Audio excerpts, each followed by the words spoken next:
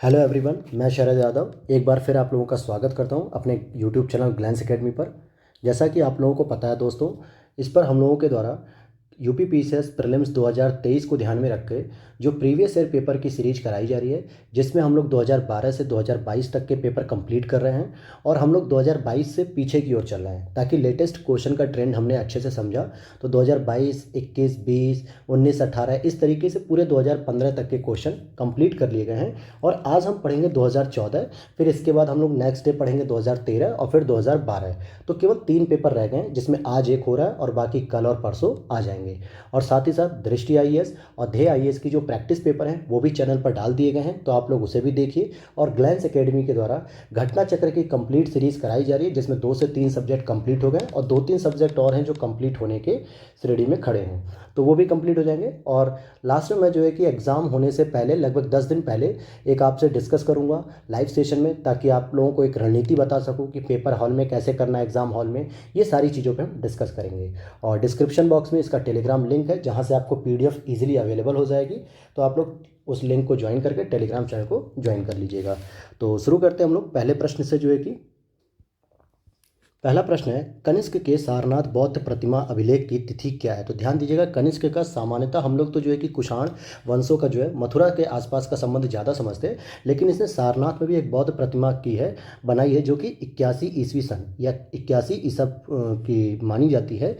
और कनिष्क के सारनाथ बौद्ध अभिलेख से इसकी तिथि जो है 81-21वीं सदी में मिलती है। और यह प्रतिमा मथुरा से लाकर कनिष्क के राज्यारोहण के तीसरे वर्ष सारनाथ में स्थापित की गई थी, और इसका राज्यारोहण कब हुआ था? 78 ईस्वी। तो क्वेश्चन नंबर सेकंड देखते हैं, बिना बेगार के किसने सुदर्शन झील का जीर्णोद्धार कराया। बिना बेगार का मतलब किसी से मजदूरी जबरदस्ती नहीं कराई, बाकायदा जितने लोगों ने काम किया उसके बदले उन्हें वेतन भी दिया गया। तो ये रुद्रदामन, जूनागढ़ के शासक रुद्रदामन के द्वारा जो है कि बिना बेगार के सुदर्शन झील का जीर्णोद्धार कराया। शक वंश का सबसे प्रसिद्ध शासक था रुद्रदामन प्रथम, जिसने गुजरात, मालवा, कच्छ, सिंध और कोंकण पर शासन किया। जूनागढ़ अभिलेख से पता चलता है कि 170 ईस्वी में रुद्रदामन ने गिरनार के निकट सुदर्शन झील की मरम्मत किए बिना बेगार के लिए ही करवाई, और जो कि मौर्य वंश के शासक चंद्रगुप्त मौर्य के आदेश पर बनवाई गई थी। अब यहाँ पर आप जान लीजिए कि इसका जो ओरिजिनली जो निर्माण किया गया था सबसे पहले सुदर्शन झील का, तो पुष्यगुप्त नाम से एक वैश्य हुआ करता था। कौन होता था? पुष्यगुप्त वैश्य, जो कि चंद्रगुप्त मौर्य के जो है कि शासनकाल में रहता था। तो इसके द्वारा ओरिजिनली जो है कि इसका निर्माण कराया गया था। अगला प्रश्न है क्वेश्चन नंबर 3, औरंगजेब ने किसको साहिबात उज जमानी की उपाधि दी थी। तो जहां आरा को दी थी। औरंगजेब ने जहां आरा को साहिबात उज जमानी की उपाधि प्रदान की थी। जहां आरा बेगम सम्राट शाहजहां और महारानी मुमताज महल की सबसे छोटी बेटी थी, अर्थात कि क्या हो जाएगा, शाहजहां की सबसे छोटी बेटी थी, और वह अपने पिता के उत्तराधिकारी और छठे मुगल सम्राट औरंगजेब की बड़ी बहन थी। अगले प्रश्न को देखते हैं क्वेश्चन नंबर 4, 1306 ईस्वी में जो है कि 1306 ईस्वी के बाद अलाउद्दीन खिलजी के समय में दिल्ली के सुल्तान और मंगोलों के बीच की सीमा क्या थी। अर्थात कि दिल्ली के सुल्तान और अलाउद्दीन खिलजी के बीच में जो सीमा थी वो क्या थी? सिंधु नदी। यानी सिंधु नदी के उस तरफ, यानी कि पश्चिम की तरफ हो जाएंगे मंगोली सीमा, और पूर्वी साइड में जो कि आपका सिंधु के नीचे जम्मू कश्मीर, पंजाब, हिमाचल, ये सारा राज्य जो है कि दिल्ली सल्तनत के अधीन था। क्वेश्चन नंबर नेक्स्ट हम लोग देखते हैं, इसकी व्याख्या भी देख लेते हैं कि 1306 ईस्वी के बाद अलाउद्दीन खिलजी के समय में दिल्ली सल्तनत एवं मंगोलों के बीच की सीमा सिंधु नदी थी। सुल्तान गियासुद्दीन तुगलक के समय सिर मुगल के नेतृत्व में 1325 ईस्वी में मंगोल सेना ने सिंधु को अवश्य पार किया था, लेकिन समाना के सूबेदार मलिक सादी ने उन्हें हरा दिया था। क्वेश्चन नंबर 5 है, कौन सूफी संत महबूब ए इलाही कहलाता था। तो निज़ामुद्दीन औलिया जी कहलाते थे, जो कि बाबा फरीद के शिष्य थे। और निज़ामुद्दीन औलिया के जो शिष्य थे वो कौन थे? उनके शिष्य थे अमीर खुसरो। यानी कह सकते हैं कि सबसे पहले आप बाबा फरीद को याद रखिए, बाबा फरीद के शिष्य निज़ामुद्दीन औलिया जी, और निज़ामुद्दीन के और जो शिष्य थे वो थे अमीर खुसरो। और शेख निज़ामुद्दीन औलिया जी की दरगाह जो बनी है वो नई दिल्ली में बनी है, और जहाँ पे एक निज़ामुद्दीन औलिया नाम से एक मेट्रो स्टेशन भी है। तो बाबा फरीद के शिष्य ख्वाजा निज़ामुद्दीन औलिया ने औलिया नामक एक स्वतंत्र संप्रदाय बनाया था, जिसका केंद्र बदायूं बनाया था। प्रसिद्ध फारसी कवि अमीर खुसरो निज़ामुद्दीन औलिया के ही शिष्य थे। इन्होंने दिल्ली सल्तनत काल में 7 सुल्तानों का काल देखा था। प्रसिद्ध उक्ति हनोज दिल्ली दूरस्थ, यानी कि हनूज दिल्ली दूरस्थ अर्थात दिल्ली अभी दूर है, यह शेख निज़ामुद्दीन औलिया द्वारा सुल्तान गियासुद्दीन तुगलक के लिए कही गई थी। क्योंकि गियासुद्दीन तुगलक और निज़ामुद्दीन औलिया के बीच में जो है कि थोड़ा वाद विवाद चलता था, यानी दोनों एक दूसरे को पसंद नहीं करते थे, इसलिए ऐसा स्टेटमेंट दिया गया था। तो क्वेश्चन नंबर 6 पर देखते हैं। ख्वाजा मोइनुद्दीन चिश्ती किसके शिष्य थे? ख्वाजा अब्दाल चिश्ती, ख्वाजा वली अल्लाह, या मीर दर्द, या ख्वाजा उस्मान हारूनी। तो ख्वाजा उस्मान हारूनी के जो है कि शिष्य थे ख्वाजा मोइनुद्दीन चिश्ती। और इनका जन्म कहाँ हुआ था? तो अफ़गानिस्तान के दक्षिणी प्रांत साजिस्तान में 1142 ईस्वी में हुआ था। बाद में अपने माता पिता के साथ वे खुरासान प्रांत में बस गए। निसापुर के हरोन में ख्वाजा मोइनुद्दीन चिश्ती ख्वाजा उस्मान चिश्ती हारूनी के शिष्य बन गए थे। और चिश्तियों के सूफी संप्रदाय का नाम उनके संस्थापक राज ख्वाजा मोइनुद्दीन चिश्ती के नाम पर है, जिसका सर्वप्रथम केंद्र हांसी में स्थापित किया गया था। क्वेश्चन नंबर 7 है, अबुल फजल द्वारा अकबरनामा पूरा किया गया था कितने पार्ट में? तो वैसे तो ये 3 पार्ट में बनी है अकबरनामा, और इसको 7 वर्षों में पूरा कंप्लीट किया गया था। 7 वर्षों में कंप्लीट किया गया है, जिसमें अबुल फजल द्वारा 1590 से 1596 ईस्वी के बीच उसके शासनकाल के आधिकारिक वृत्तांत के रूप में लिखा गया है। 8 प्रश्न है, दस्तार बंदान कौन कहलाते थे? दस्तार बंदान कौन कहलाते थे? तो उलेमाओं को कहा जाता था। ये सल्तनत काल में ऊंचे धार्मिक और न्यायिक पदों पर बैठे व्यक्तियों, जिनको हम उलेमा कहते हैं, को सामूहिक रूप से दस्तार बंदान यानी कि पगड़ी पहनने वाले कहा जाता था, क्योंकि वे सिर पर आधिकारिक रूप से पहनी जाने वाली पगड़ी धारण करते थे। अगला प्रश्न है, क्वेश्चन नंबर 9 है हमारा, बंगाल विभाजन के समय बंगाल का लेफ्टिनेंट गवर्नर कौन था? तो सर एंड्रयू फ्रेजर। जबकि भारत का जो गवर्नर जनरल अर्थात वायसराय था वो तो थे 1905 में लॉर्ड कर्जन, जिसके द्वारा यह आदेश जारी किया गया कि बंगाल का हम विभाजन करेंगे। लेकिन असल में बंगाल में पर्टिकुलर लेफ्टिनेंट गवर्नर कौन था? तो एंड्रयू फ्रेजर थे। यहाँ पर देखते हैं, सर एंड्रयू हेंडरसन लीथ फ्रेजर भारतीय सिविल सेवा के अधिकारी थे। 1903 से 1908 तक बंगाल के लेफ्टिनेंट गवर्नर के रूप में अपनी सेवाएं दी थी। बंगाल विभाजन 1905 की योजना में इनकी एक महत्वपूर्ण भूमिका रही थी।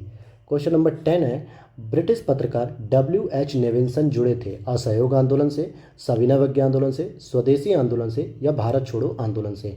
तो सी आंसर हो जाएगा स्वदेशी आंदोलन से। और स्वदेशी आंदोलन 1905 में ही बंगाल विभाजन के विरोध में शुरू हुआ था। तो यहाँ पर इन्होंने क्या लिखा कि इन्होंने 4 महीने तक भारत में रहकर मैनचेस्टर गार्जियन, ग्लासगो हेराल्ड और डेली क्रॉनिकल के लिए रिपोर्टिंग की थी। बाद में इन्होंने इस रिपोर्ट को the new spirit in India नाम से पुस्तक के रूप में संपादित किया था। तो इन्होंने कौन सी पुस्तक लिखी? The new spirit in India. Question number 11 है, जलियांवाला बाग नरसंहार पर कांग्रेस जांच समिति की रिपोर्ट के प्रारूप लिखने का कार्य सौंपा गया था किसे? तो महात्मा गांधी जी को सौंपा गया था। और 13 अप्रैल कब हुआ था दोस्तों ये नरसंहार? 13 अप्रैल 1919 को जब ये नरसंहार हुआ, उस समय जनरल डायर ने गोलियां चलवा दी थी जो है कि, और इसके लिए जो जांच रिपोर्ट बैठाई गई थी अंग्रेजी सरकार के द्वारा, वो हंटर कमीशन के नाम से बैठाई गई थी। क्वेश्चन नंबर हम 12 देखते हैं, महात्मा गांधी के साथ निम्न मुसलमानों में से किसने बाल गंगाधर तिलक की अर्थी उठाई थी? तो शौकत अली जी उसमें शामिल थे, क्योंकि तिलक जी की मृत्यु 1 अगस्त 1920 को हुई थी। इसके बाद उनकी अर्थी को महात्मा गांधी के साथ मौलाना शौकत अली, डॉक्टर सैफुद्दीन किचलू ने उठाया, और मौलाना हसरत मोहानी ने उस समय एक शोक गीत गाया था इनके लिए। क्वेश्चन नंबर 13 है, इंडियन ओपिनियन पत्रिका के प्रथम संपादक थे कौन थे? मनसुख लाल नज़र। इंडियन ओपिनियन कौन थे? इंडियन ओपिनियन महात्मा गांधी द्वारा दक्षिण अफ्रीका से वर्ष 1903 में प्रारंभ की गई पत्रिका थी, जिसके प्रथम संपादक मनसुख लाल नज़र थे, जो नटाल कांग्रेस के सचिव भी थे। और यह पत्रिका गुजराती, हिंदी, तमिल और अंग्रेजी में प्रकाशित होती थी। अब आप लोग कमेंट बॉक्स में बताइएगा कि महात्मा गांधी जी के द्वारा इंडियन नटाल कांग्रेस की स्थापना कहाँ की गई थी। प्रश्न संख्या 14 है, दादा भाई नौरोजी के विषय में निम्नलिखित में से कौन सा एक कथन असत्य है? वह पहले भारतीय थे जो एल्फिंस्टन कॉलेज बम्बई में गणित एवं भौतिकी के प्रोफेसर नियुक्त हुए। सही है ये बात। 1892 में उन्हें ब्रिटिश पार्लियामेंट का एक सदस्य के रूप में निर्वाचित किया गया, यह भी सही है। उन्होंने एक गुजराती पत्रिका राष्ट्र गोफ्तार नाम का आरंभ किया, यह भी सही है। उन्होंने 4 बार भारतीय राष्ट्रीय कांग्रेस की अध्यक्षता स्वीकार की थी, तो ये गलत है, बल्कि 4 बार नहीं बल्कि 3 बार उन्होंने अध्यक्षता ग्रहण की थी। और वो कौन से थे तीनों पीरियड्स? तो एक तो था जो है कि 1886, एक 1893 और एक 1906। इसी 1906 में ही इन्होंने स्वराज जो है कि वर्ड दिया था। क्या दिया था? स्वराज। और जबकि 1886 में इन्होंने कांग्रेस शब्द यूज कर दिया था भारतीय राष्ट्रीय कांग्रेस के लिए। क्वेश्चन नंबर 15 है, भारतीय राष्ट्रीय कांग्रेस का अंतिम अधिवेशन जिसमें बाल गंगाधर तिलक ने भाग लिया था, क्योंकि इनकी मृत्यु असामयिक रूप से 1 अगस्त 1920 को हुई थी, जबकि दिसंबर के महीने में हर वर्ष जो है कि कांग्रेस का अधिवेशन होता था। तो भाई ये तो अगस्त में ही निपट गए, तो इसका मतलब हुआ कि आपके अमृतसर अधिवेशन जो कि 1919 में आयोजित किया गया था उसमें इन्होंने भाग लिया था, 1919 में अमृतसर अधिवेशन में। और इन्होंने मॉन्टेग्यू चॉम्स्फोर्ड सुधारों के तहत होने वाले विधायिका के चुनाव के बहिष्कार करने की महात्मा गांधी की नीति का विरोध किया था। तिलक ने उत्तरदायी सहयोग की नीति को अपनाने की सलाह दी थी। ऐसा क्यों किया गया था? जब तिलक को देशद्रोह के मामले में सजा मिली थी और ये जब सजा से छूट कर आए थे तब इनके विचार थोड़े से ब्रिटिशवादी हो गए थे, या यूँ कहें कि वो कहते हैं ना, जेल में जाने के बाद आदमी जल्दी सीख जाता है, तो कुछ इनके साथ भी वही बात थी। अगला प्रश्न है, महात्मा गांधी ने अपनी निम्न पुस्तकों में से किसमें ब्रिटिश पार्लियामेंट को बांझ और वेश्या कहा था? ब्रिटिश संसद को इन्होंने बांझ और वेश्या कहा था, तो हिंद स्वराज। हिंद स्वराज सी ऑप्शन सही हो जाएगा। और यहाँ पे आप देख सकते हो कि सर्वोदय अथवा universal don, an autobiography or the of my experiment with truth or the story of a Satyagrahi, ये भी इनकी पुस्तक है, लेकिन हिंद स्वराज में इन्होंने यह स्टेटमेंट यूज किया था। क्या कहा था इन्होंने? ब्रिटिश पार्लियामेंट को बांझ और वेश्या कहा था। महात्मा गांधी द्वारा यह पुस्तक मूलतः गुजराती भाषा में 1909 में लिखी गई थी, हिंद स्वराज। महात्मा गांधी द्वारा यह टिप्पणी ब्रिटिश पार्लियामेंट की कार्यप्रणाली पर की गई थी। प्रश्न संख्या 17 है, भारतीय राष्ट्रीय आंदोलन से संबंधित निम्नलिखित घटनाओं पर विचार कीजिए और नीचे दिए गए कूट से घटनाओं का सही अनुक्रम बताइए। तो जैसे बीजी तिलक का भी हमने मृत्यु देखी थी, कब हुई थी इनकी? तो 1 अगस्त 1920 में हुई। एक अधिनियम के रूप में रॉलेट अधिनियम का पास होना, तो ये 1919 को आया था। जलियांवाला बाग नरसंहार 13 अप्रैल 1919। और भारतीय राष्ट्रीय कांग्रेस का अमृतसर अधिवेशन ये दिसंबर 1919 को हुआ था। तो अब आप देखेंगे क्रम से अगर बैठाने की बात करेंगे तो देखिए, जो रॉलेट एक्ट आया था ये आया था 1919 में पहले, और इसके तहत ही जब सैफुद्दीन किचलू और डॉक्टर सत्यपाल जी को गिरफ्तार कर लिया गया था, तो इसी के विरोध में जलियांवाला बाग में बहुत सारा सिख समुदाय जो है कि एकजुट होकर इनका विरोध कर रहा था कि इनकी गिरफ्तारी गैरकानूनी है। और इसके बाद ही यह नरसंहार हुआ। जनरल डायर ने सोचा कि ये तो ब्रिटिश हुकूमत के खिलाफ बगावत है, तो कहने का मतलब हुआ पहले तो ये घटना घटित हुई, फिर ये घटना घटित हुई, और इसके बाद ही जो है कि जब जांच कमेटी बैठाई गई तो उस समय आपका दिसंबर 1919 में अमृतसर अधिवेशन हो रहा था। इसके पश्चात आपके 1 अगस्त 1920 को बीजी तिलक यानी कि बाल गंगाधर तिलक जी की मृत्यु हो जाती है। तो इस आधार पर जब आप मिलाएंगे इसका तो सही आंसर हो जाएगा ए 2341। तो आइए देख लेते हैं। यहाँ पर आप देखिए, एक अधिनियम के रूप में रॉलेट एक्ट मार्च 1919 में आया। जलियांवाला बाग नरसंहार 13 अप्रैल 1919 में। वहीं भारतीय राष्ट्रीय कांग्रेस का अधिवेशन जो हुआ था अमृतसर 26 से 30 दिसंबर 1919, और बीजी तिलक का जो है कि मृत्यु हुई थी वो 1 अगस्त 1920 को हुई। प्रश्न संख्या 18 है, निम्नलिखित में से कौन सा सही सुमेलित नहीं है? सुभाष चंद्र बोस के द्वारा इंडियन स्ट्रगल लिखी गई थी, यह सही है पुस्तक। दादा भाई नौरोजी ने poverty and un British rule in India 1901 में लिखी, यह भी सही है। राजेंद्र प्रसाद इंडिया डिवाइडेड लिखते हैं, यह भी सही है। लेकिन फ्रैंक मोरेस जो कि India from Curzon to Nehru and after, यह पुस्तक गलत है, क्योंकि यह पुस्तक जो लिखी गई थी यह मुख्य रूप से जो है कि दुर्गादास बसु के द्वारा लिखी गई थी, यानी कि D Basu. India from Curzon to Nehru and after, यह पुस्तक इनके द्वारा लिखी गई है। अगला प्रश्न यहाँ पर देखते हैं हम लोग। प्रश्न संख्या 19 है, बीजी तिलक को सजा के पश्चात निम्नलिखित में से किसने दया की वकालत की थी और कहा था संस्कृत के एक विद्वान के रूप में तिलक में मेरी दिलचस्पी बहुत है? तो ये मैक्स मूलर ने कहा था। किसने कहा था? मैक्स मूलर ने।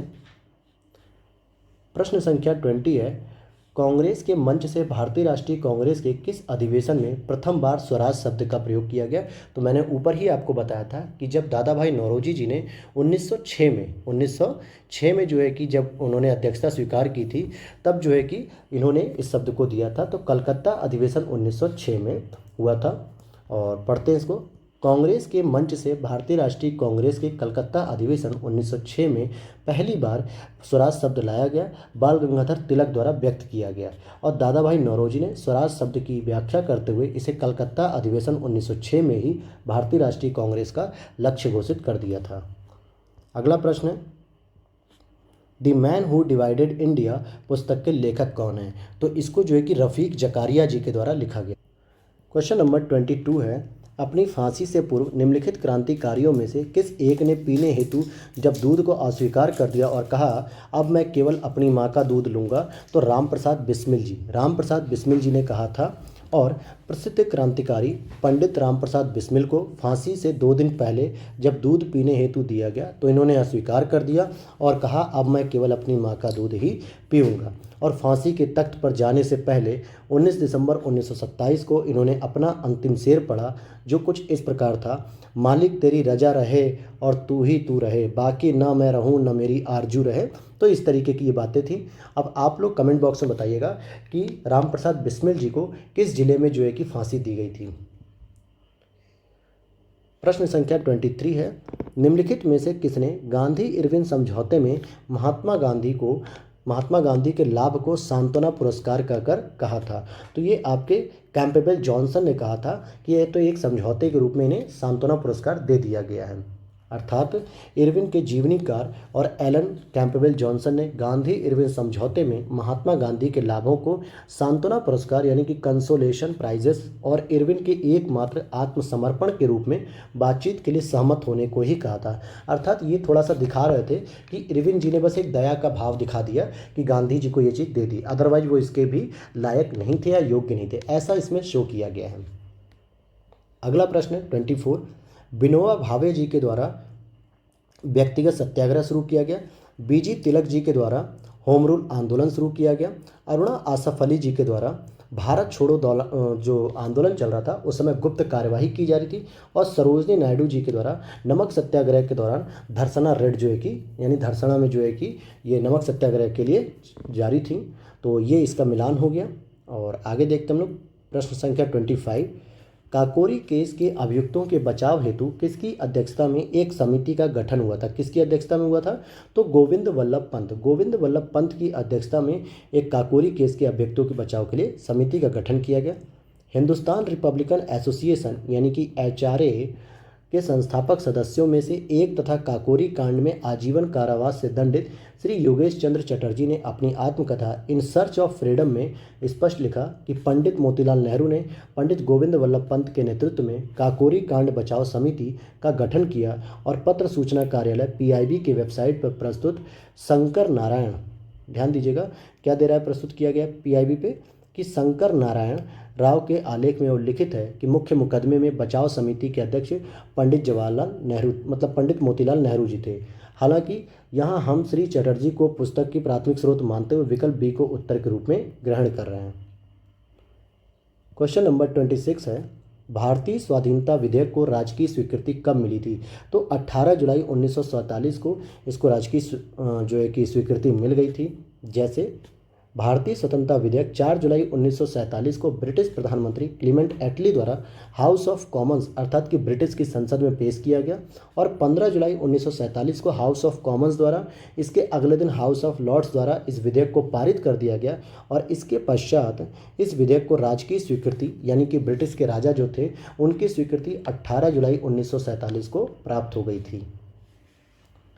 27 प्रश्न है, निम्नलिखित में से किसने भारतीय राष्ट्रीय कांग्रेस के कराची अधिवेशन 1931 को महात्मा गांधी की लोकप्रियता और सम्मान की पराकाष्ठा माना? तो सुभाष चंद्र बोस जी ने ऐसा कहा था, सुभाष चंद्र बोस जी ने कहा। 28 प्रश्न है, निम्नलिखित में से किसने 1947 के कांग्रेस कमेटी की बैठक द्वारा विभाजन के प्रस्ताव के पारित होने को राष्ट्रवाद का संप्रदायवाद के पक्ष में समर्पण के रूप में लिया? तो डॉक्टर किचलू जी के द्वारा ऐसा कहा गया है यहाँ पर इन्होंने लिखा है, डॉक्टर सैफुद्दीन किचलू ने वर्ष 1947 में कांग्रेस कमेटी की बैठक द्वारा विभाजन के प्रस्ताव के पारित होने को राष्ट्रवाद का संप्रदायवाद के पक्ष में समर्पण के रूप में लिया। पंजाब प्रांतीय कांग्रेस कमेटी के अध्यक्ष डॉक्टर किचलू विभाजन के प्रबल विरोधी थे। भारत की स्वतंत्रता के बाद इन्होंने स्वयं को कांग्रेस पार्टी से पृथक कर लिया और भारतीय कम्युनिस्ट पार्टी से यह जुड़ गए थे आगे चलकर।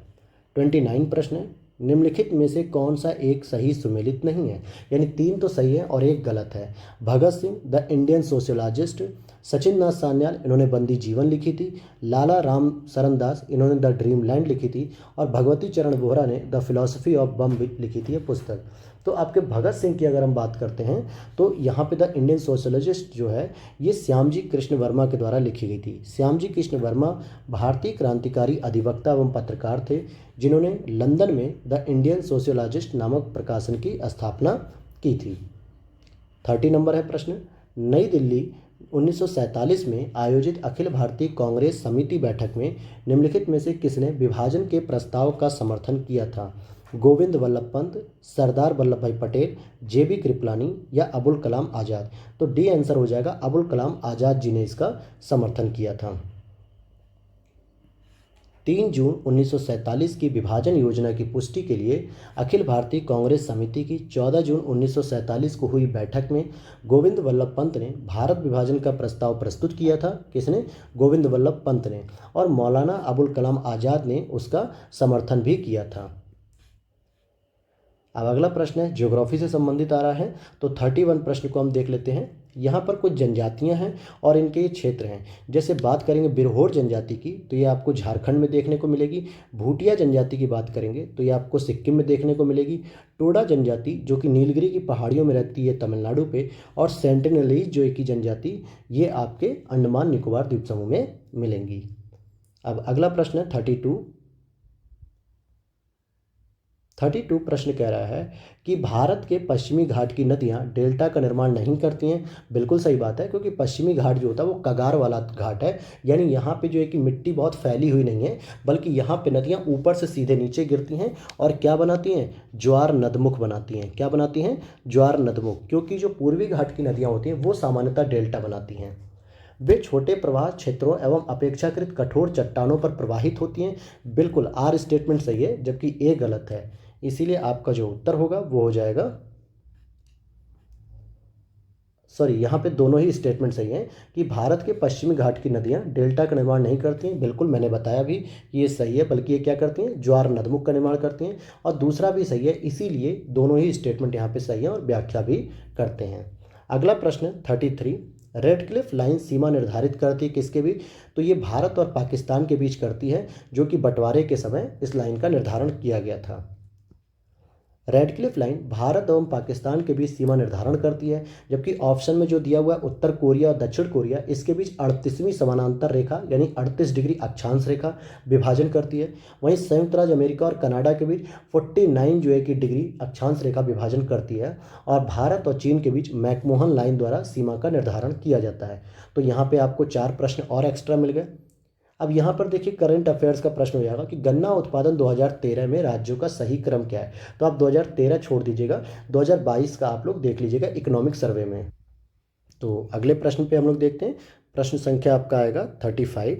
देखिए जो करंट अफेयर्स के प्रश्न होंगे उनको हम लोग नहीं करेंगे, क्योंकि वर्तमान में जो करंट अफेयर्स है 2022 की 23 की, तो वो देखनी ज़्यादा ज़रूरी है। इतनी पुरानी करंट अफेयर्स नहीं पूछेगा।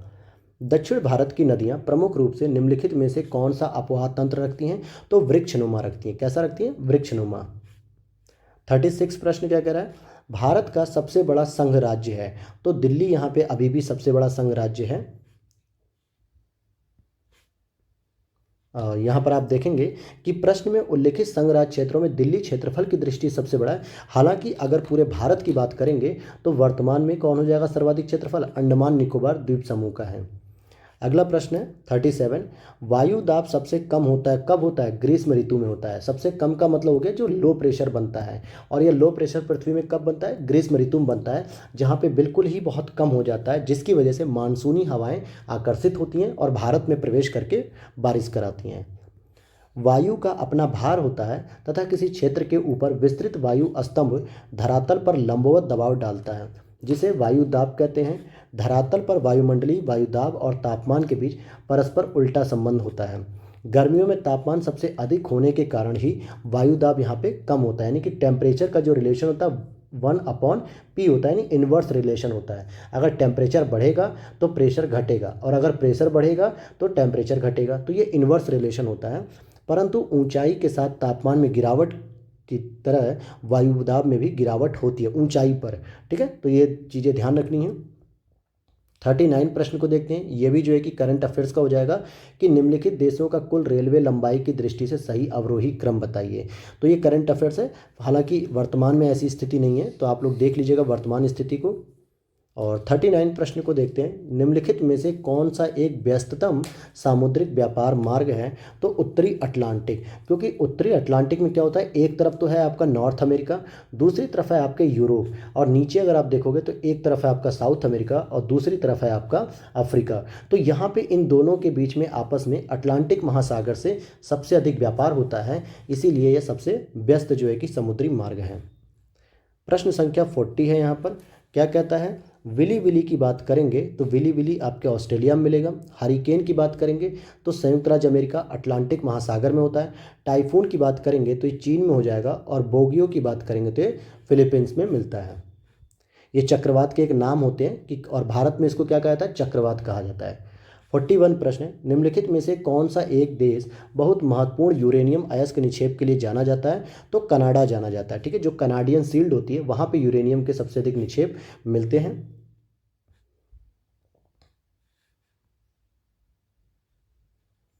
प्रश्न संख्या 42 है। जापान लगभग आत्मनिर्भर है किसमें?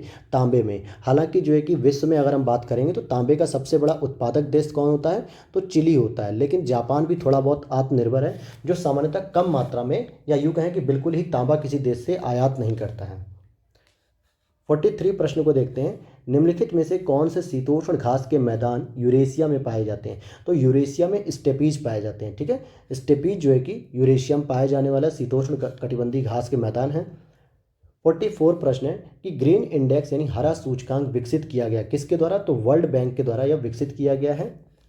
यहाँ पर लिखता है कि निवेशकों को उभरती हुई अर्थव्यवस्था में व्यापार करने वाली कंपनियों की कार्बन दक्षता यानी कि कार्बन एफिशिएंसी का पता लगाने की सुविधा प्रदान करने हेतु विश्व बैंक ने ग्रीन इंडेक्स यानी हरा सूचकांक नामक एक पर्यावरण अनुकूलन स्टॉक मार्केट इंडेक्स विकसित किया है। 45 प्रश्न है। निम्नलिखित में से कौन सही सुमेलित है? यहाँ पे सही सुमेलित पूछा जा रहा है, तो देखेंगे आप कि बखीरा वन्यजीव अभ्यारण्य उन्नाव, ओखला वन्यजीव अभ्यारण्य ललितपुर, सांडी वन्यजीव अभ्यारण्य हरदोई और महावीर स्वामी वन्यजीव अभ्यारण्य बस्ती। तो सही जवाब हो जाएगा सी, कि सांडी वन्यजीव अभ्यारण्य हरदोई में स्थित है। कहाँ पर स्थित है? हरदोई में। जबकि बखीरा वन्यजीव अभ्यारण्य उत्तर प्रदेश के संत कबीर नगर जिले में है, ओखला वन्यजीव अभ्यारण्य गौतम बुद्ध नगर यानी ग्रेटर नोएडा में है, और सांडी वन्यजीव अभ्यारण्य हरदोई में है, और महावीर स्वामी वन्यजीव अभ्यारण्य ललितपुर में है। कहाँ पर है ये? ललितपुर में है। अगले प्रश्न को देखते हैं। निम्नलिखित में से कौन सा सही सुमेलित नहीं है? सुनहरे लंगूर विलुप्तप्राय, मरुस्थली बिल्ली विलुप्तप्राय, हुलाक गिबन विलुप्तप्राय, एशियाई जंगली कुत्ते असुरक्षित। तो यहाँ पर स्टार बना हुआ है क्योंकि ये सही डेटा नहीं दिया है। भारत सरकार के वन और पर्यावरण मंत्रालय के अधीनस्थ अभिकरण भारतीय प्राणी सर्वेक्षण जूलॉजिकल सर्वे ऑफ इंडिया के एनविस सेंटर ऑफ फॉनल डाइवर्सिटी की वेबसाइट पर प्रदर्शित सूची के अनुसार निम्नलिखित विकल्प के जानवरों को खतरे की स्थिति निम्न अनुसार दिखाई गई है। तो खैर अब तो ये भी परिवर्तित हो चुकी होगी, तो हम लोग आगे देख लेंगे करंट अफेयर्स में। तो अगले प्रश्न को देखते हैं 47। निम्नलिखित में से कौन एक किसी प्रजाति के विलोपन के लिए उत्तरदायी नहीं होता है? अगर किसी प्रजाति का विलोपन होता है तो 3 कारणों तो उससे वो प्रभावित होती है, लेकिन एक कारण नहीं है ऐसा। देखिए व्यापक निच, अगर व्यापक जो है कि लेवल पर निच यानी कि निकेत होता है तो उसमें जो है कि कोई भी प्रजाति विलुप्त नहीं होती, जबकि बड़े आकार वाला शरीर या संकुचित निच या आनुवंशिक भिन्नता की कमी के कारण जो है कि क्या होता है, कोई भी प्रजाति का विलोपन हो जाता है। तो ए ऑप्शन यहाँ पर सही हो जाएगा। एजेंडा 21 में कितने समझौते हैं? तो एजेंडा 21 में 4 समझौते हैं। कितने? 4 समझौते हैं। 49 प्रश्न है, भारत में जैव विविधता की दृष्टि से धनी स्थान कौन सा? सबसे धनी स्थान हो जाएगा पश्चिमी घाट। हालांकि जैव विविधता जो होती है वो 4 क्षेत्रों में ज़्यादा मिलती है, जैसे कि आपका पश्चिमी घाट हो गया, फिर उसके बाद आपका पूर्वी हिमालय हो गया, फिर सुंडालैंड हो गया, और भारत और म्यांमार के बीच में जो अंडमान निकोबार देश की जो सीमा है, इन सभी चीज़ों को काउंट कर लिया जाता है। तो यहाँ पे नीचे लिखा भी है, देखिए, पश्चिमी घाट, पूर्वी हिमालय श्रृंखला, भारत म्यांमार सीमा और सुंडालैंड को हॉट स्पॉट यानी कि बायोडायवर्सिटी कहा जाता है। प्रश्न संख्या 50 है, पर्यावरण का संतुलन बनाए रखने के लिए वन के अंतर्गत क्षेत्रफल होना चाहिए कितना? लगभग पूरे पृथ्वी पर यूँ कहें कि पूरे देश में जितना भी क्षेत्रफल है उसका लगभग 33% तो जो है कि वनों से ढका होना चाहिए। केवल 67% पे जो है कि आप सारे काम करिए, उद्योग लगाइए, इंडस्ट्री लगाइए, कृषि करिए, रहिए, कुछ भी करिए, लेकिन कम से कम 33% पे जंगल यानी वनों का होना आवश्यक है। विश्व ओजोन दिवस मनाया जाता है कब? विश्व ओजोन दिवस 16 सितंबर को मनाया जाता है। तो 16 सितंबर को संयुक्त राष्ट्र महासभा के द्वारा प्रतिवर्ष विश्व ओजोन दिवस मनाया जाता है। 52 ग्रीन मफलर संबंधित है किससे? ध्वनि प्रदूषण से संबंधित है, क्योंकि जो हाईवे वगैरह पे आप देखोगे कि डिवाइडर में जो पेड़ पौधे छोटे छोटे लगाए जाते हैं, ये ग्रीन मफलर का ही काम करते हैं। तो समझते हैं हम लोग, अनियोजित औद्योगिक विकास, अत्यधिक मोटर वाहनों का प्रयोग तथा यांत्रिक दोषयुक्त विभिन्न प्रकार के वाहनों का परिचालन ध्वनि प्रदूषण करने में अत्यधिक योगदान देते हैं। विशालकाय हरे पौधे अधिक ध्वनि प्रदूषण वाले क्षेत्रों में रोपित किए जाते हैं, क्योंकि उनमें ध्वनि तरंगों को अवशोषित करने की क्षमता होती है, और ध्वनि प्रदूषण को नियंत्रित करने वाले ये हरे पौधे ही ग्रीन मफलर कहलाते हैं। इसलिए आप सड़कों के किनारे, रेलवे के किनारे, साथ ही साथ आप हाईवे के किनारे भी आप देखोगे कि हरे पेड़ पौधों को सरकार के द्वारा लगाया जाता है। निम्नलिखित में से कौन सा एक विश्व का विशालतम पारिस्थितिकी तंत्र है? तो समुद्र जो है कि विश्व का विशालतम पारिस्थितिकी तंत्र है। 54 प्रश्न है, मीथेन गैस उत्पादन करने वाला क्षेत्र है कौन सा है भाई? धान का खेत सबसे अधिक मीथेन गैस का उत्पादन करता है। तो ये देखिएगा कि धान का खेत, कोयले की खदानें, घरेलू पशु वातावरण में मीथेन उत्सर्जन के मानवीय स्रोत हैं, जबकि आर्द्र भूमि, समुद्र मीथेन उत्सर्जन के प्राकृतिक स्रोत हैं। तो मीथेन का उत्सर्जन मानवीय और प्राकृतिक दोनों ही तरीके से होता है, लेकिन जो आपके धान के खेत होते हैं या पशु वगैरह जो जुगाली करते हैं, अपने खाने को पचाने के लिए मुंह चलाते हैं और वहाँ से जो झाग निकलता है, तो उसमें मीथेन गैस देखने को मिलती है। प्रश्न संख्या 55 पर हम लोग आते हैं। नीरी स्थित है, नीरी क्या है? नागपुर में स्थित है। कहाँ पे? नागपुर में, क्योंकि ये केंद्रीय सार्वजनिक स्वास्थ्य अभियांत्रिकी अनुसंधान संस्थान, जो कि छिपरी के नाम से था, अब ये आगे राष्ट्रीय पर्यावरण अभियांत्रिकी अनुसंधान संस्थान नीरी के नाम से हो गया है, और ये नागपुर में इसकी स्थापना की गई है। 56 प्रश्न है, निम्नलिखित वर्षों में से कब पर्यावरण संरक्षण अधिनियम पारित किया गया? तो 1986 को जो है कि पर्यावरण जो संरक्षण अधिनियम वो पारित किया गया। वहीं अगर हम बात करेंगे 1980 की, तो जो कि वन संरक्षण अधिनियम है, कौन सा हो जाएगा 1980 में? वन संरक्षण। और 1972 में अगर हम बात करेंगे तो इसमें वन्य जीव की बात होती है, वन्य जीव संरक्षण की बात होती है। और 1986 में क्या होता है? छाता विधान, जिसे हम कहते हैं पर्यावरण संरक्षण अधिनियम। अगला प्रश्न 57, भारत में अवस्थापित होने वाला पहला राष्ट्रीय उद्यान कौन सा है? तो पहला आपका कार्बेट राष्ट्रीय उद्यान है, जो कि 1936 में सबसे पहले बनाया गया था, और हैली नाम से बनाया गया था उत्तराखंड के। आज वर्तमान में इसको जो है कि जिम कार्बेट नेशनल पार्क के नाम से जाना जाता है। ओके, देख सकते हैं आप कि कार्बेट, जो जिम कार्बेट है वो 1936 में था, फिर नामदफा 1983, दुधवा 1977 और गुडनडी है 1976। अच्छा, दुधवा को जान लीजिएगा कि ये लखीमपुर खीरी में है, लखीमपुर खीरी में, जो कि यूपी में आता है। 58 प्रश्न है, निम्नलिखित में से कौन एक द्वितीयक प्रदूषक नहीं है? तो आप देखोगे सल्फर डाइऑक्साइड द्वितीयक प्रदूषक नहीं है, जबकि PAN क्या होता है? पैराक्सिलिन जो है कि नाइट्रेट जो होती है, तो इसी को हम कहते हैं PAN। ये हो जाएगा पैन, स्मॉग हो जाएगा, और फिर उसके बाद ओजोन हो जाएगा यानी O3। तो ये तीनों ही जो है कि द्वितीयक प्रदूषक होते हैं, जबकि सल्फर डाइऑक्साइड प्राथमिक प्रदूषक में काउंट किए जाते हैं। कैसे बनते हैं? तो वे वायु प्रदूषक जो प्रदूषक स्रोत से सीधे वायु मिलते हैं प्राथमिक प्रदूषक कहलाते हैं, जैसे carbon monoxide, carbon dioxide, sulphur के ऑक्साइड। जबकि ऐसे वायु प्रदूषक जो प्राथमिक वायु प्रदूषकों तथा साधारण वातावरणीय पदार्थों की क्रिया के फलस्वरूप उत्पन्न होते हैं, द्वितीयक वायु प्रदूषण के नाम से जाने जाते हैं, जैसे ओजोन O3, पैरोक्सी एसिटिल नाइट्रेट इत्यादि। और पैन ओजोन स्मॉग द्वितीयक प्रदूषक हैं, जबकि सल्फर के ऑक्साइड, नाइट्रोजन के ऑक्साइड, कार्बन मोनोऑक्साइड ये सारे के सारे प्राथमिक जो है कि प्रदूषक हैं। 59 प्रश्न क्या कहता है, निम्नलिखित में से कौन सा एक सही सुमेलित नहीं है। कौन सा एक सही सुमेलित नहीं है, तो राजाजी राष्ट्रीय उद्यान हाथी के लिए है, सही है। पेरियार राष्ट्रीय उद्यान हंगुल के लिए, ये नहीं। हंगुल के लिए तो जम्मू कश्मीर में जो है कि दाचिगम है। और मानस राष्ट्रीय उद्यान हाथी के लिए है, बिल्कुल सही है। दुधवा राष्ट्रीय उद्यान टाइगर के लिए, यह भी सही है। जबकि जो पेरियार राष्ट्रीय उद्यान है वह मुख्य रूप से जो है कि वन्य पशु बाघ और हाथी के लिए मनाया जाता है। अगला प्रश्न, क्वेश्चन नंबर 60 है, सूर्य से आने वाला हानिकारक पराबैंगनी विकिरण कारण हो सकता है किसका, त्वचा कैंसर। ये जो है कि आपके बॉडी पर अगर लगातार इसका इम्पैक्ट पड़ेगा तो ये त्वचा कैंसर को प्रभावित करेगा, यानी कि त्वचा कैंसर की समस्या बनेगी, क्योंकि डीएनए में आनुवंशिक उत्परिवर्तन भी इससे हो जाते हैं। और इससे सुरक्षा हमारी कौन करता है, तो समताप मंडल में बैठी हमारी छोटी बहन, यूँ कहें कि ओजोन 3 जिसे हम कहते हैं, ओजोन यानी O3 का मतलब होता है ओजोन गैस, ये पराबैंगनी किरणों से हमारी रक्षा करती है। 61 प्रश्न है, ओजोन बायोस्फीयर को बचाती है, कौन बचाती है, तो अल्ट्रा वायलेट किरणों से बचाती है। यही तो ऊपर वाले प्रश्न का आंसर है ना, तो यही तो बताया मैंने। और ओजोन जो है वो ऑक्सीजन के 3 परमाणुओं, जैसे 1 ऑक्सीजन, 2 ऑक्सीजन, 3 ऑक्सीजन, तो ये मिलके क्या बन गया, O3। और जबकि ऑक्सीजन क्या होता है, O2 होता है, और ये ओजोन होती है। 3 परमाणुओं से मिलकर बनने वाली एक गैस है जो वायुमंडल बहुत कम मात्रा में पाई जाती है। जमीन की सतह के ऊपर अर्थात निचले वायुमंडल में यह खतरनाक प्रदूषक के रूप में जाना जाता है, जबकि यही ऊपरी वायुमंडल में ओजोन परत के रूप में सूर्य की पराबैंगनी किरणों से पृथ्वी पर जीवन को बचाती है। 62 प्रश्न है, जैव विघटित प्रदूषक कौन सा होता है, कि जो जैविक रूप से विघटित हो जाता है पूरी तरीके से, तो वाहित मल। वाहित मल का मतलब हो गया जो हम लोग फ्रेश होते हैं, या जंगली जानवर या कोई भी जानवर पशु जब ये फ्रेश होते हैं तो इनका जो वाहित मल है ये एक तरीके से जैविक घटक है, ये पूरी तरीके से मिट्टी में जाके घुल जाता है, यानी कि मिल जाता है।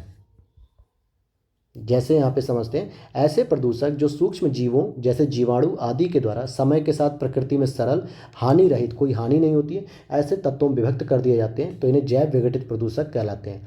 जैव विघटित प्रदूषकों के कुछ उदाहरण हैं, घरेलू अपशिष्ट कचरा जैसे हम लोग घरों में खाते हैं, मूत्र, मल, वाहित मल आदि।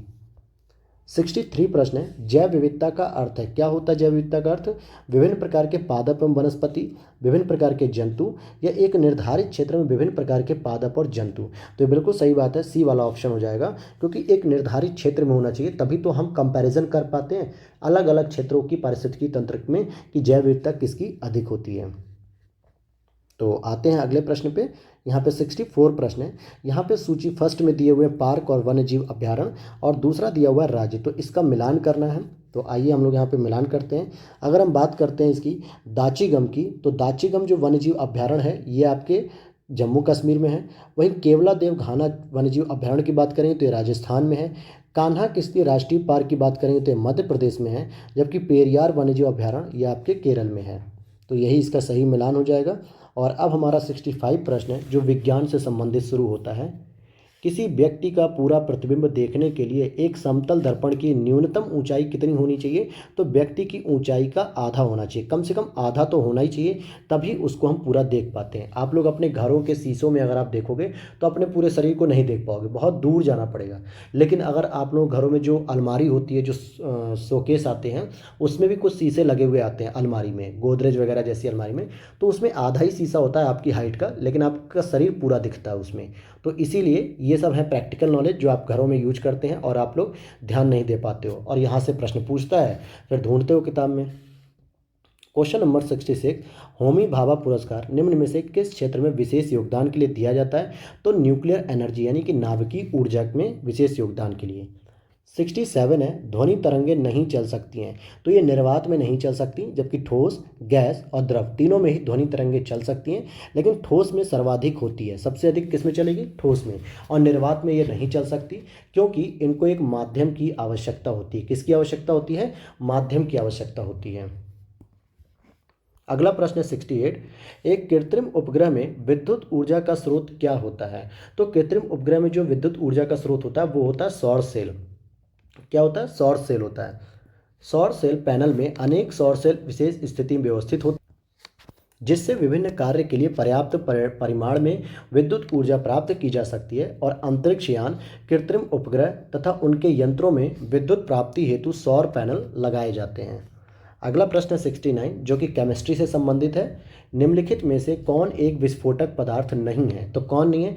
ट्राई नाइट्रोटॉलुइन, डाई नाइट्रोग्लिसरीन या साइक्लो ट्राईमिथेलिन, ट्राई नाइट्रामीन या नाइट्रोक्लोरोफॉर्म। तो नाइट्रोक्लोरोफॉर्म जो है कि एक विस्फोटक पदार्थ नहीं बल्कि एक जो सूंघने वाली जो गैस होती है, लिक्विड होता है, जिससे लोगों को बेहोश कर दिया जाता है सूंघा के और सामान लूट लिया जाता है, तो ये उसमें आती है, प्रयोग होती है। या यूँ कहें कि देखिए यहाँ पे लिखा भी है, निश्चेतक के रूप में ऑपरेशन के पूर्व मरीज को बेहोश करने में किया जाता है। ये तो खैर मरीज को बेहोश कर रहा है, वरना रेलवे स्टेशन पे तो लोग यात्रियों को बेहोश कर लेते हैं। अगला प्रश्न है, स्लीप एपनिया एक भयंकर निद्रा दोष है जिसमें लोग सामान्यतः निद्रा में बार बार थोड़ी थोड़ी देर के लिए श्वास बाधित होता रहता है, यानी उनकी नींद में ही क्या होती है, सांस रुक जाती है और उन्हें पता भी नहीं चलता है। 71 प्रश्न है, अस्पताल के निम्नलिखित में से किस विभाग में कैथ लैब होती है? कौन सी लैब पूछ रहा है? Cath lab. तो ये होती है आपकी कार्डियोलॉजी विभाग। कार्डियोलॉजी का मतलब किससे संबंधित हो गया? ये दिल वगैरह से संबंधित होता है, यानी कि दिल की बीमारी से। तो कार्डियोलॉजी डिपार्टमेंट में ही कैथ लैब आपको देखने को मिलेगी। 72 प्रश्न है, सेरेब्रल पॉलिसी एक मस्तिष्क संबंधी विकार है जो सामान्यतः पाया जाता है छोटे बच्चों में, जिसकी वजह से क्या होता है, बच्चा जो है कि अपने शरीर पर संतुलन नहीं बना पाता है। अगर उसे आप बैठा देंगे तो ज़रूरी नहीं है कि वो एक लंबे समय तक बैठा रहे, हो सकता है वो ढनक जाएगा, किसी भी तरफ गिर जाएगा, उसके शरीर का बैलेंस ही नहीं बनता है। तो आप देखेंगे यहाँ पे कि यह एक सेरेब्रल पॉलिसी एक प्रमस्तिष्क संबंधी विकार है, यानी कि एक अंगघात, यानी कि पक्षाघात कह सकते हो। यहाँ पे क्या होता है, यह विकार विकसित होते मस्तिष्क के मोटर कंट्रोल सेंटर में हुई किसी क्षति के कारण होता है और यह बीमारी मुख्यतः गर्भधारण या बच्चे के जन्म के समय या 3 वर्ष तक की आयु में हो जाती है और फिर यह काफ़ी परेशान करती है बच्चों को, और साथ ही साथ उनके पूरे परिवार भी इस चीज़ से जूझते हैं कि किसी का बच्चा अगर बैठ नहीं पा रहा है, चल नहीं पा रहा है, तो फिर वो बड़े परेशान होते हैं पेरेंट्स। कुछ समुद्री जंतु कीट अंधेरे में अपने शरीर में प्रकाश उत्पन्न करते हैं, इस परिघटना को क्या कहते हैं? तो इसको हम बायोल्यूमिनेसेंस कहते हैं। आप लोग ऐसा एक जंतु और कीट आपने देखा होगा, जैसे जुगनू कहते हैं जिसको हम लोग, जो क्या करते हैं, काले रंग का होता है, रात में क्या करता है, अपने पीछे साइड में ग्रीन कलर की लाइट लेकर चलता है, तो उसका एक नेचुरल काम है यह। तो आगे देखते हैं 74। स्त्रियों में रजोनिवृत्ति के पश्चात निम्न में से किस हार्मोन का उत्पादन समाप्त हो जाता है? तो रजोनिवृत्ति का मतलब क्या होता है, जो सामान्यतः महिलाएं 40 से 45 उम्र तक जो उनके मासिक धर्म चलते हैं, पीरियड्स जो चलते हैं, उसके बाद ये बंद हो जाते हैं, तो इसको मोनोपॉज कहते हैं या क्या कहा जाता है? तो इसी चीज़ को पूछा जा रहा है और यहाँ पे हार्मोन्स की भी बात कर रहा है। तो देखिए, प्रोजेस्टेरोन और एस्ट्रोजन हार्मोन किसी महिला के मासिक चक्र की एक महत्वपूर्ण भूमिका अदा करते हैं पीरियड्स के समय, और जब अंडाशय द्वारा यानी ओवरी के द्वारा एस्ट्रोजन और प्रोजेस्टेरोन का उत्पादन बंद कर दिया जाता है तो मासिक चक्र समाप्त हो जाता है, और यह सामान्यतः 40 से 45 साल की उम्र में जाके समाप्त होता है। एस्ट्रोजन और प्रोजेस्टेरोन का उत्पादन बंद करने के बाद भी अंडाशय द्वारा अल्प मात्रा में पुरुष हार्मोन टेस्टोस्टेरोन का उत्पादन जारी रहता है, जो शरीर की वसा में एस्ट्रोजन में परिवर्तित हो जाता है। इसके अतिरिक्त महिलाओं में जो किडनी होती है उसमें भी एंड्रोस्टेडियोन पुरुष हार्मोन का स्राव जारी रखती है, तो इसीलिए यहाँ पर यह प्रश्न पूछा गया था। अगला प्रश्न, कोरोनरी धमनी बाईपास सर्जरी में जो रक्त वाहिका ग्राफ्ट हेतु प्रयोग में लाई जाती है वह होती है, क्या होती है? तो पाँव से ली गई सिरा होती है, या अग्रहस्त से, या सीने या छाती से, या इनमें से कोई नहीं। जो आपकी बाईपास सर्जरी होती है वो सामान्यतः जो है कि पढ़ते हैं इसको, जब कोई हृदय धमनी अवरुद्ध हो जाती है तो शल्य क्रिया द्वारा शरीर के किसी अन्य भाग से नस निकालकर उसे हृदय की धमनी में अवरुद्ध हुए स्थान के समानांतर जोड़कर हृदय में निर्बाध रक्त प्रवाह हेतु वैकल्पिक रथ पथ यानी कि जो है कि बाईपास जिसे हम कहते हैं, इसी शल्य क्रिया तकनीक को बाईपास सर्जरी भी कहा जाता है। प्रायः छाती के अंदर से मेमोरी धमनी या हाथ के रेडियल धमनी या पैर के सेफनस वेन निकालकर हृदय की धमनी से जोड़ी जाती है, और यहाँ ऑप्शन में तीनों ही दी गई थी, तो इसमें लिख रहा है इसमें से कोई भी आप ले सकते हैं। 76 प्रश्न है, बायोलॉजिकल रीसर्फेसिंग एक आधुनिक शल्य तकनीक है जिसके द्वारा उपचार किया जाता है। किसका? तो हड्डियों के जोड़ में उनके सिरों पर चिकने एवं लचीले ऊतक की परत चढ़ी होती है जिसे हम कार्टिलेज कहते हैं, और यह दोनों हड्डियों के बीच एक गद्दी की तरह कार्य करता है जिस पर हड्डियां आसानी से घूमती हैं। आयु वृद्धि या चोट आदि के कारण कार्टिलेज घिसने लगता है या हड्डियां आपस में रगड़ खाने लगती हैं जिससे जोड़ों में दर्द और जकड़न रहने लगती है। इस रोग को संविधात यानी कि कहते हैं, और गंभीर रोगियों में संपूर्ण जोड़ प्रतिस्थापन इसका एकमात्र केवल इलाज है। पूरा का पूरा जोड़ या ज्वाइंट ही पूरा रिप्लेस करना पड़ता है। अगला प्रश्न यहाँ पे 77, यहाँ पे सूची दी हुई है 1 और सूची सेकंड। सूची 1 तो विटामिन की है और यहाँ पे सूची सेकंड को मिलान करना है। तो देखते हैं हम लोग, जैसे विटामिन B12 हो गया, हीमोग्लोबिन हो गया, क्लोरोफिल हो गया और पीतल हो गया। ठीक है, तो आइए हम लोग इसके सीधे एक्सप्लेनेशन पे समझते हैं कि विटामिन B12 में तो कोबाल्ट मिलता है, हीमोग्लोबिन में लोहा मिलेगा, क्लोरोफिल में मैग्नीशियम और पीतल में तांबा मिलता है। तो ये इसका सही जवाब हो जाएगा। अब आता है प्रश्न आपका पॉलिटी से संबंधित। तो 78 प्रश्न कह रहा है, निम्नलिखित में से किस एक अधिनियम द्वारा भारत में संघीय न्यायालय की स्थापना की गई थी? तो 1861, 1909 या 1919 या इनमें से कोई नहीं। तो डी हो जाएगा, क्योंकि 1935 का जो भारत स्वतंत्रता मतलब भारत अधिनियम था, भारत सरकार अधिनियम, 1935 में एक सर्वोच्च न्यायालय की बात की गई थी, संघीय न्यायालय की, जो कि 1937 में फिर स्थापित की गई थी। तो यहाँ आप देखेंगे कि संघीय न्यायालय की स्थापना 1 अक्टूबर 1937 को की गई थी भारत सरकार अधिनियम 1935 के अंतर्गत, और इसके जो प्रथम मुख्य न्यायाधीश थे वो सर मॉरिस गुवेर थे, और इन्हीं के नाम पे दिल्ली यूनिवर्सिटी में एक छात्रावास भी बनाया गया है। क्वेश्चन नंबर 79 है, निर्वाचन आयुक्त हटाया जा सकता है मुख्य निर्वाचन आयुक्त द्वारा, प्रधानमंत्री द्वारा, या मुख्य निर्वाचन आयुक्त के परामर्श पर राष्ट्रपति द्वारा, या भारत के मुख्य न्यायाधीश द्वारा। तो सी ऑप्शन यहाँ पे सही हो जाएगा कि जो अन्य आयुक्त होते हैं, जो 2 और सदस्य होते हैं ना मुख्य निर्वाचन आयुक्त के अलावा, तो उनके परामर्श पर राष्ट्रपति द्वारा ही इनको हटाया जाता है। जैसे भारतीय संविधान के अनुच्छेद 324 के 5 के अनुसार मुख्य निर्वाचन आयुक्त को उसके पद से उस रीति से उन्हीं आधारों पर ही हटाया जाएगा जिस रीति से और जिन आधारों पर उच्चतम न्यायालय के न्यायाधीश को हटाया जाता है, अन्यथा नहीं। परंतु किसी अन्य निर्वाचन आयुक्त या प्रादेशिक आयुक्त को अपने पद से मुख्य निर्वाचन आयुक्त की सिफारिश के बिना नहीं हटाया जा सकता, अर्थात मुख्य निर्वाचन आयुक्त के परामर्श पर ही राष्ट्रपति निर्वाचन आयुक्त को हटा सकता है, अदरवाइज वो नहीं हटा सकता। 80 प्रश्न कह रहा है, सर्वोच्च न्यायालय का न्यायाधीश अपना पद त्याग सकता है पत्र लिखकर। किसे? राष्ट्रपति को पद लिखकर जो है कि इस पद को त्याग सकेगा। आर्टिकल 124 का 2 लिखता है कि सर्वोच्च न्यायालय का कोई भी न्यायाधीश राष्ट्रपति को संबोधित अपने हस्ताक्षर सहित लेख द्वारा अपना पद त्याग सकता है। कोई भी न्यायाधीश का मतलब मुख्य न्यायाधीश और वरिष्ठ न्यायाधीश, कोई भी। राष्ट्रपति अपने हस्ताक्षर और मुद्रा सहित अधिपत्र द्वारा उच्चतम न्यायालय के प्रत्येक न्यायाधीश की नियुक्ति करता है। ये मुद्रा का मतलब होता है यहाँ पे मोहर यानी कि सील, यहाँ पैसे से कोई मतलब नहीं है। अगला प्रश्न है, निम्नलिखित राज्यसभा के विषय में कौन सा सही है? यह भंग नहीं की जा सकती, बिल्कुल। इसका कार्यकाल 5 वर्ष होता है, नहीं। इसके सदस्यों का कार्यकाल 6 वर्ष होता है। प्रत्येक 2 वर्ष बाद इसके 1/3 सदस्यों का कार्यकाल समाप्त हो जाता है, यह भी सही है। इसके सदस्य 25 वर्ष से कम आयु के नहीं होंगे, गलत। 30 वर्ष से कम आयु के नहीं हो सकते। तो पहला और तीसरा ही केवल सही है, इसलिए सी ऑप्शन यहाँ पर सही हो जाएगा। तो मैंने ये व्याख्या भी आपको वहीं ऊपर बता दी। 82 प्रश्न है, भारत की संसद में होते हैं, कौन होते हैं? तीनों लोग होते हैं, राष्ट्रपति भी होते हैं, लोकसभा भी होती है और राज्यसभा भी होती है। केवल उपराष्ट्रपति नहीं शामिल होता है। ये पक्का कूट वाला प्रश्न होगा। तो आइए यहाँ पे देख लेते हैं। तो देखिए यहाँ पे 1, 2, 3 ले रहा है, यानी अनुच्छेद 79 कहता है कि भारतीय संसद राष्ट्रपति और दोनों सदनों अर्थात लोकसभा और राज्यसभा से मिलकर बनती है। 83 प्रश्न है, केंद्र सरकार तथा राज्यों के मध्य आर्थिक संबंधों की विवेचना की गई है, किसके द्वारा? अनुच्छेद 268 से 281 के अंतर्गत। 84 प्रश्न देखेंगे, संविधान सभा के संवैधानिक सलाहकार कौन थे? तो BN राव जी थे।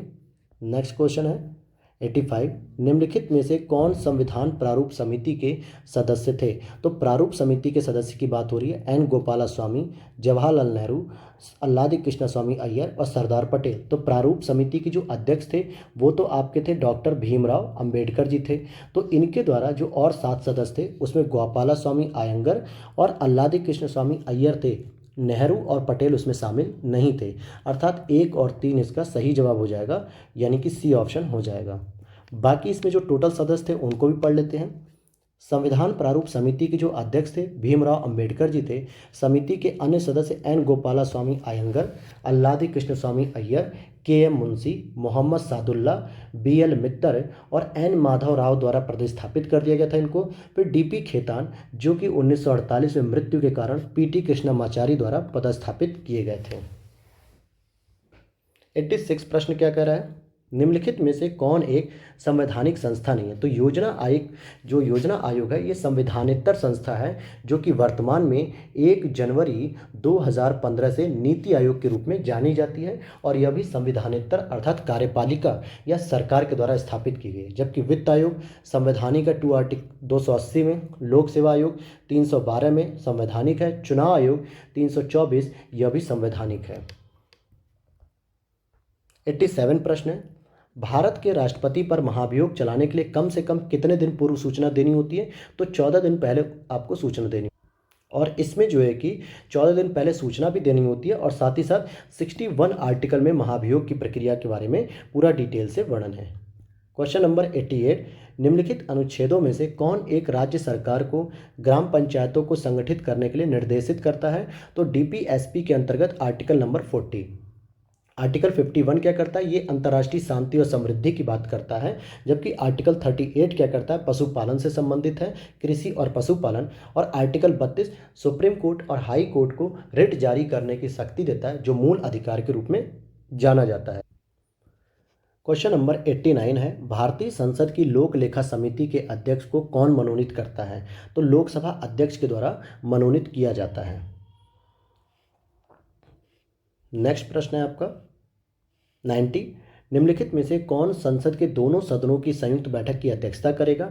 तो लोकसभा अध्यक्ष जो है कि संयुक्त बैठक की अध्यक्षता करता है, लेकिन संयुक्त बैठक से संबंधित जो आर्टिकल 108 में प्रोविजन है कि राष्ट्रपति इसको क्या करता है, आहूत करता है, यानी कि बुलाता है कि भाई दोनों सदनों में जो गतिरोध है उसको सुधारने के लिए या उन गतिरोधों को खत्म करने के लिए यहाँ पर एक संयुक्त बैठक आयोजित की जाएगी और इसकी जो अध्यक्षता है वो लोकसभा स्पीकर आर्टिकल नंबर 118 के तहत करेगा। 91 प्रश्न है, निम्नलिखित में से किस वाद में भारतीय संविधान के मूलभूत ढांचे की अवधारणा प्रतिपादित की गई थी। तो यहाँ पर देखेंगे आप कि केशवानंद भारती होना चाहिए था, केशवानंद भारती केरल राज्य जो 1973 में था और इसीलिए यहाँ पे डी ऑप्शन हो जाएगा क्योंकि ये ऑप्शन नहीं दिया गया है। 92 प्रश्न है, किसी राजनीतिक दल को क्षेत्रीय दल के रूप में मान्यता दी जाती है यदि वह राज्य में या तो लोकसभा अथवा विधानसभा चुनाव में 4% वोट प्राप्त करे, वह राज्य में या तो लोकसभा अथवा विधानसभा चुनाव में 6% वोट प्राप्त करे, वह राज्य में या तो लोकसभा अथवा विधानसभा चुनाव में 8% वोट प्राप्त करे। तो सी ऑप्शन यहाँ पे सही हो जाएगा, आपका सी ऑप्शन ही यहाँ पर सही होगा। और आगे प्रश्न की ओर देखते हैं हम लोग। 93 यहाँ पर दिया हुआ है, निम्नलिखित में से राज्यों को बनाने के सही काल अनुक्रम की पहचान करके उसके उत्तर दीजिए। तो अगर हम बात करेंगे कि हिमाचल की बात करते हैं, आंध्र प्रदेश, तो सबसे पहले तो आएगा आंध्र प्रदेश 1953 में, फिर हरियाणा आएगा 1960 में और सिक्किम की बात करेंगे तो 1975 में और हिमाचल प्रदेश की बात करते हैं तो हिमाचल प्रदेश 1971 में है। तो आंध्र प्रदेश 1953, हरियाणा 1966, हिमाचल 1971 और सिक्किम 1975। तो ये सही उत्तर हो जाएगा। 94 में कहा गया है, राष्ट्रपति आंग्ल भारतीय समुदाय के कितने सदस्यों को नामित कर सकता है यदि वह इस राय का है कि लोकसभा में इस समुदाय का पर्याप्त प्रतिनिधित्व नहीं है। तो लोकसभा में दोस्तों 2 सदस्यों को मनोनीत कर सकते हैं, लेकिन अब वर्तमान में 104वां जो संविधान संशोधन है उसके द्वारा इस नियुक्ति को भी समाप्त कर दिया गया है। 95 प्रश्न में देखते हैं, निम्नलिखित में से कौन सी एक समिति पंचायती राज संस्था से संबंधित नहीं है। तो आप देखेंगे PVN राव समिति इससे संबंधित नहीं है, जबकि LM सिंघवी समिति 1985 में सही है, अशोक मेहता समिति 1977, बलवंत राय मेहता समिति 1957। तो ये तीनों ही जो है कि समितियाँ पंचायती राज से संबंधित हैं।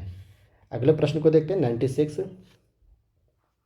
अब 96 यहाँ पर आ रही है अर्थव्यवस्था से संबंधित। अब देखिए ये क्या लिख रहा है, विश्व विकास प्रतिवेदन। विश्व विकास प्रतिवेदन जो है कि 2010 की विषय वस्तु थीम। तो इस करंट अफेयर्स का कोई काम नहीं है हमारे लिए, तो हम आगे चलते हैं, ऐसे प्रश्न नहीं पढ़ने। 12वीं पंचवर्षीय योजना जो कि कब से कब तक थी, 2012 से 2017 तक थी। इस योजना के दौरान कृषि, वानिकी और मत्स्य पालन की वृद्धि दर अनुमानित थी कितनी, लगभग 4% अनुमानित थी। अगला प्रश्न है यहाँ पे यहाँ पे खाद्य उत्पादन में वृद्धि, दुग्ध उत्पादन, मत्स्य पालन और उर्वरक। तो आप देखेंगे कि खाद्य उत्पादन में वृद्धि तो हरित क्रांति, दुग्ध उत्पादन में श्वेत क्रांति, मत्स्य पालन के लिए नील क्रांति और उर्वरक के लिए भूरी क्रांति। दुग्ध उत्पादन के लिए जो श्वेत क्रांति है, इसके जो जनक जाने जाते हैं वो कौन थे? वर्गीज कुरियन साहब। वर्गीज कुरियन साहब को जो है कि इसका फादर कहा जाता है। 99 प्रश्न को देखेंगे अब हम। देखिए यहाँ पे कुछ और भी जो है कि प्रमुख क्रांतियाँ उसको भी देख लीजिए। जैसे स्वर्ण क्रांति फल उत्पादन, काली क्रांति पेट्रोलियम उत्पादन, गुलाबी क्रांति झींगा उत्पादन, गोल्ड क्रांति आलू उत्पादन, रजत क्रांति अंडा या पोल्ट्री उत्पादन, पीली क्रांति तिलहन उत्पादन, लाल क्रांति मांस टमाटर उत्पादन। 99 प्रश्न है, ट्राइसेम एक कार्यक्रम है, तो ये ग्रामीण विकास का है। ट्राइसेम एक कार्यक्रम जो ग्रामीण विकास का है, जिसकी फुल फॉर्म होती है training Indian youth for self employment योजना। एकीकृत ग्रामीण विकास कार्यक्रम IRDP के समर्थन के घटक के रूप में 1979 में यह प्रारंभ की गई थी। 100 प्रश्न है, 12वीं पंचवर्षीय योजना में आधारभूत संरचना के लिए आवश्यक निवेश का आकार। तो ये भी जो है कि करंट अफेयर्स था उस समय के लिए। 2011-12 में जो है कि गरीबी आकलन किया जा रहा है, तो इसे भी ज़रूरत नहीं हमें पढ़ने की, क्योंकि जो करंट अफेयर्स के प्रश्नों में भी अगर जो बेसिक प्रश्न होगा तो उसे हम लोग पूरा कवर करेंगे। अब यहाँ पर देखेंगे कि ग्रामीण अवस्थापना विकास कोष का सृजन किसके अधीन किया गया है? तो नाबार्ड, क्योंकि ग्रामीण स्तर पर जो कृषि का विकास करने के लिए सर्वोच्च संस्था नाबार्ड को माना जाता है। किसको माना जाता है? नाबार्ड को। और नाबार्ड की स्थापना कब हुई है? तो 1982 में शिवरामन समिति के आधार पर हुई है। विजन 2020 फॉर इंडिया, ये दस्तावेज संबंधित है किससे? तो आर्थिक विकास से संबंधित है। निर्धनता का दुष्चक्र की अवधारणा किसने दी है? तो नर्वसे ने दी है या नक्से ने दी है। अब यहाँ पर कुछ योजना है, इसको मिलान करना है। जैसे सर्व शिक्षा अभियान की बात करेंगे, साक्षर भारत की बात करेंगे, ऑपरेशन ब्लैक बोर्ड और राष्ट्रीय साक्षरता मिशन की बात करेंगे। तो आइए हम लोग यहाँ पर व्याख्या समझते हैं।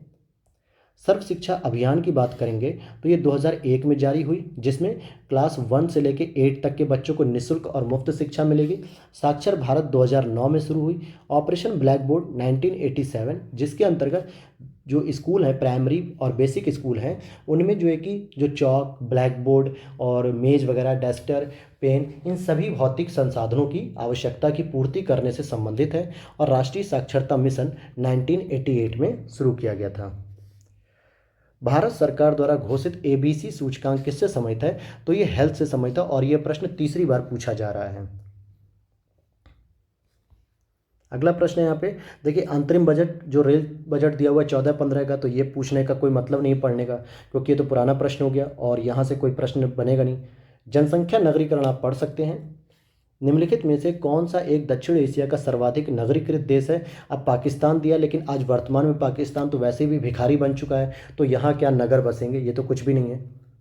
2011 में निम्नलिखित राज्यों में से किस राज्य में उच्चतम लिंगानुपात है? तो तमिलनाडु में दिखाया जा रहा है। कहाँ पे दिखाया जा रहा है? तमिलनाडु में। आइए हम पढ़ते हैं। जो सबसे अधिक लिंगानुपात है वो तमिलनाडु में है, 996। और हमारे यूपी में कितना लिंगानुपात है? ये लोग आप लोग कमेंट बॉक्स में बताइएगा ये चीज़।